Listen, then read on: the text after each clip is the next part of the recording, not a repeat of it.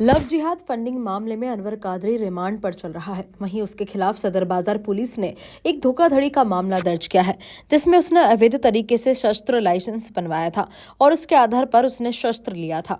DCP Krishna लाल चंदानी ने मंगलवार 4 बजे बताया कि सदर बाजार थाने पर वर्ष 2024 में एक अपराध अनवर कादरी के खिलाफ दर्ज किया था, जिसमें अनवर ने अपने साथियों के साथ एक युवक के घर में घुसकर मारपीट की थी और उसके हाथ में हथियार भी था, जिसके तहत उस पर आर्म्स एक्ट सहित विभिन्न धाराओं में मामला दर्ज किया था।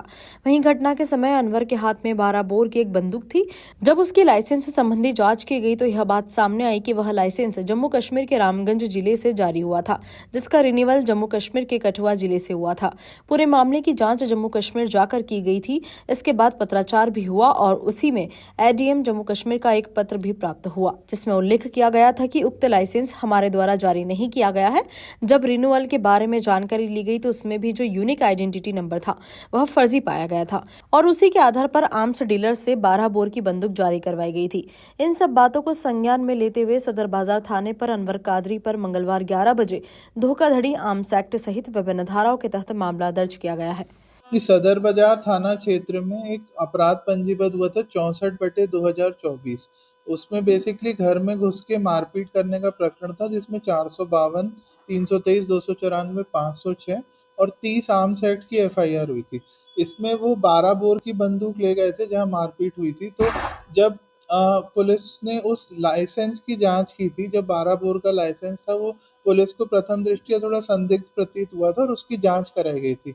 वो लाइसेंस जो है जम्मू एंड कश्मीर के रामबन जिले से जारी हुआ था और उसका जो रिन्यूअल हुआ था वो कथुआ जिले से हुआ था।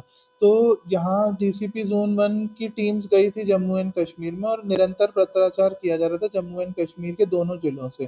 फिर हमें फाइनली एडीएम रामबन का एक पत्र मिला था जिसमें उनने खुलासा किया था कि जो लाइसेंस है हमारे ऑफिस द्वारा इशू नहीं किया गया। उसके बाद फिर कथुआ जिले से पूछताछ की गई थी कि क्या ये रिन्यूअल आपके द्वारा किया गया और क्या ये जो लाइसेंस है वो वैलिड है कि इनवैलिड है। तो रिन्यूअल उनने एक्सेप्ट किया था, कथुआ जिले से हुआ था, बट उनने ये अपने पत्र में बताया कि जो यूआईएन नंबर था, यूनिक आइडेंटिफिकेशन नंबर जो था लाइसेंस का, वो फर्जी प्रतीत होता है और उनने भी मतलब उसको मतलब डिसप्रूव कर दिया। तो और उसके बाद उस लाइसेंस पर से आर्म्स डीलर से एक 12 बोर की बंदूक इशू कराई गई थी। तो इन सब चीज़ों का संज्ञान लेते हुए एक नया प्रकरण पंजीबद्ध किया गया अनवर कादरी के खिलाफ सदर बाजार थाना क्षेत्र में, जिसमें 420, 467, 468, 471 और 25(1)(b) सब क्लॉज है आर्म्स एक्ट की धाराओं में मुकदमा दर्ज किया गया। 25(1)(b) इसलिए लगाई गई है क्योंकि ये जो सेक्शन 3 ऑफ आर्म्स एक्ट है उसका उल्लंघन करके इनने लाइसेंस को प्राप्त किया। बंदूक पहले ही, जैसा कि मैंने बताया, पहले ही जो 64/2024 अपराध क्रमांक था उसमें जब्त की गई थी, क्योंकि वो प्रकरण मारपीट से संबंधित था और ये जो नए तथ्य आए ये फर्जीवाड़ा और फोर्जरी से संबंधित है, इसलिए एक ये नया सेपरेट प्रकरण पंजीबद्ध किया गया।